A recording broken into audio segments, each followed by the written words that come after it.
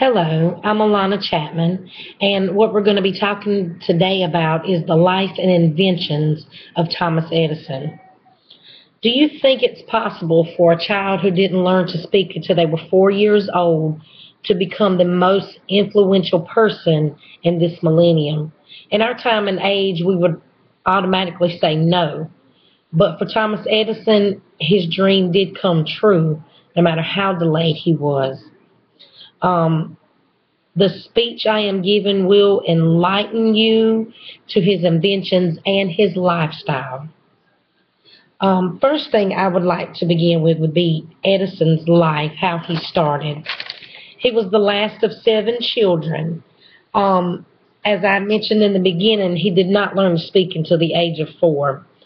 A lot of stories will tell you that he was born into poverty, but on the other hand, he was really born into a middle-class family with mother and father who were willing to do anything for Thomas's education and life.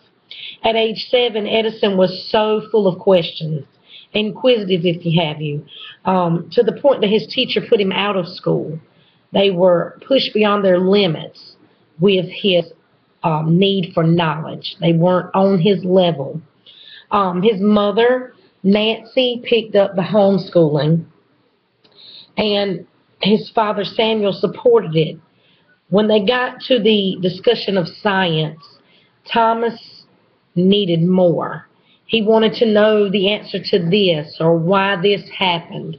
So Nancy and Samuel gave him the option to go to the library, told him to read every book on the shelf until he found out the things that he needed to know.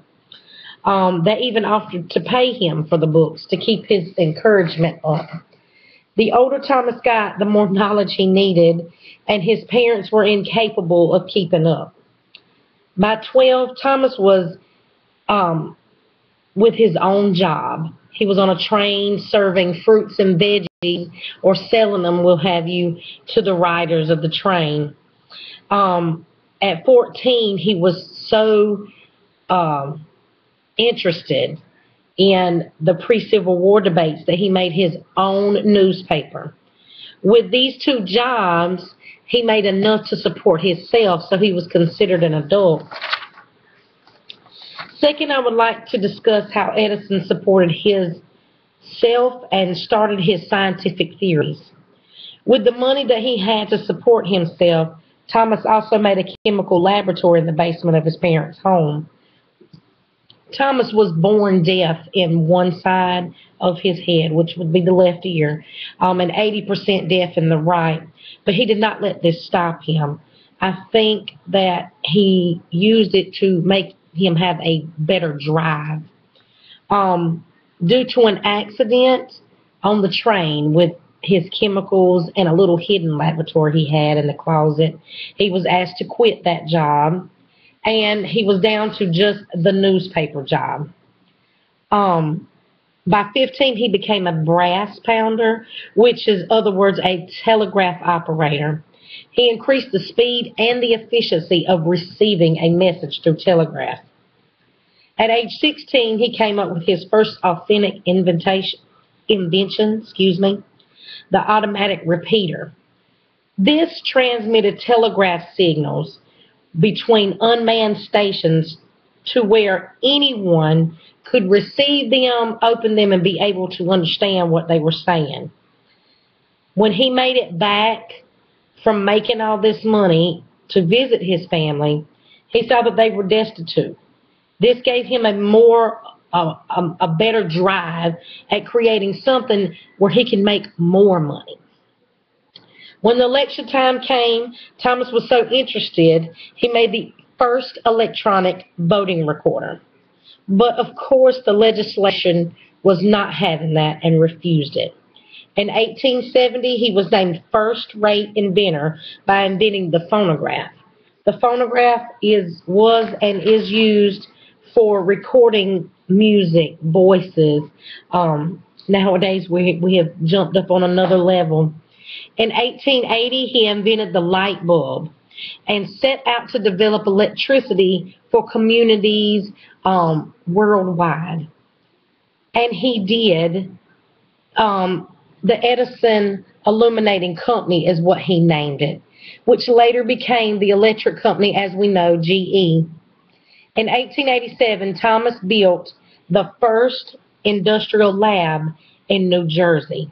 It was for strictly research. Third, I would like to share his failures. No one ever comes up unless they've fallen down. Even though Edison was on the up and up, he had his downs. He built a magnetic iron ore processing plant that was a complete failure.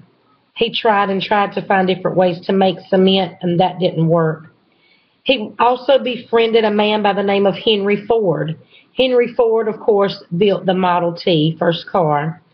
Thomas Edison was the one that built the battery for it. The car ran off of straight battery until the gas power overrode his invention, and they had to put that to the side. But after all this, in 1920, Thomas Edison was in his 80s. He slowed down. He was on his second wife. He finally appealed for his patents, all 1,930 of them. Him and his wife retired to Fort Myers, and he died when he was 84 from difficulty with diabetes in West Orange, New Jersey. I never knew any of this about Thomas Edison, and without the supporting material from Botanica.com or Bio.com, I would not have known this. In conclusion, I would have to say that no matter how arrogant or held back you are, or what kind of lifestyle you were born into, you are going to be able to complete whatever you want as long as you have the drive and initiative that Thomas Edison had. I appreciate your time, and I hope that you've learned a lot about Thomas Edison and the inventions we never knew he made. Thanks.